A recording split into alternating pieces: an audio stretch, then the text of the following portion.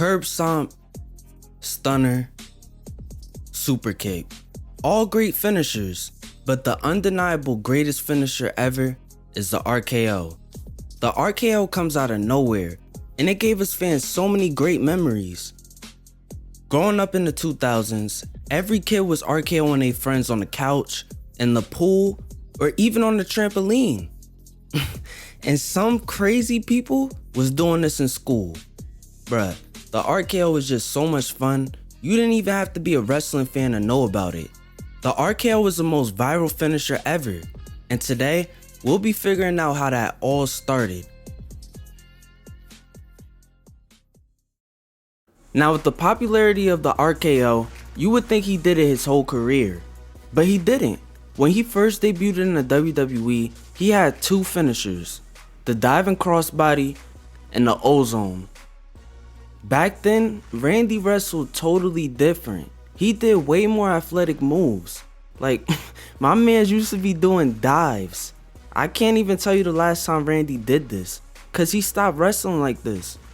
Early in his career, Randy suffered a lot of shoulder injuries, so he changed his whole style of wrestling to protect his shoulders. He stopped doing a lot of power moves like picking people up, and when he was changing his moveset, he wanted to change his finisher too. He wanted to do a different move, a move that he could do to anyone. When Randy was trying to create this new finisher, he ended up getting a lot of inspiration from John Laurinaitis' Ace Crusher and Diamond Dallas Page's Diamond Cutter. They're both very similar to the RKO, and once he figured out how to master the move in his own way, it was the best decision for his career. He found a simple finisher that protected his shoulders and was also super tough. On June 9, 2003, Randy fought the Hurricane on Monday Night Raw, and this is where he hit the first RKO ever. No one thought anything about it. The crowd didn't even give a reaction. But little did everyone know, this finisher was gonna change wrestling forever. So the more Randy did it, the more people loved it. The more Randy was taking over the WWE, the RKO just kept becoming bigger and bigger. The fact that Randy RKO'd people like the Fabulous Moolah, RVD, and even Mark Cuban, all in his first year of doing the RKO, really helped it a lot. Like, who was doing finishers on grandmas? The RKO was the one you could really do on anyone. But the defining moment for the RKO was when Randy faced The Undertaker at WrestleMania 21, and one of the most memorable RKOs happened. Taker went for the chokeslam, but nah, it was a RKO out of nowhere. That moment was special, but also Randy and Taker's whole feud was just amazing. Like they had a WrestleMania match, and Randy casually put The Undertaker on fire a few times. So yeah, this was a feud that really put Orton over. It showed us how much of a menace Orton was. And plus, there was just so many tough RKOs in their feud. Like the hang time he was getting made the move a fan favorite.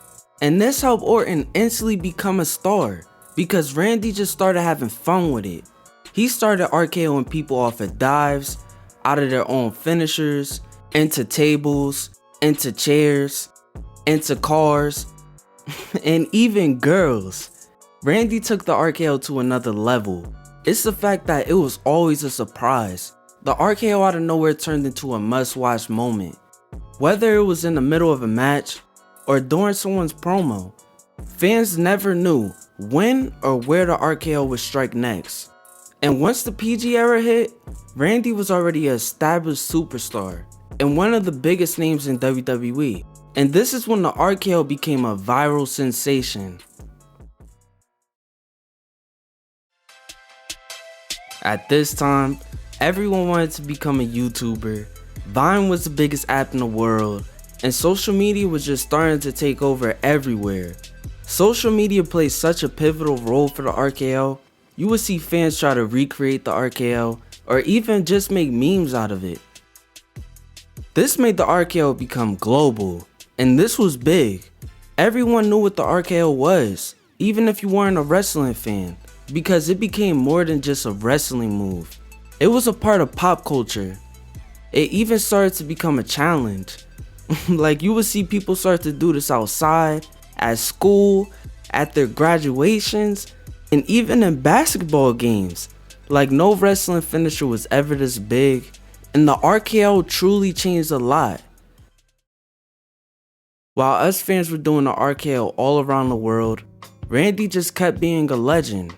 He won so many world titles, RKO'd everyone out of nowhere, and gave us so many amazing and shocking moments.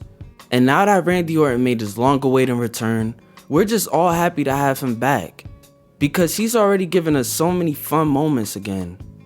In my book, the RKO is the greatest finisher ever, so thank you, Randy. Not only did you give us one of the greatest careers, but you gave us one of the most viral finishers ever. One that will never be forgotten.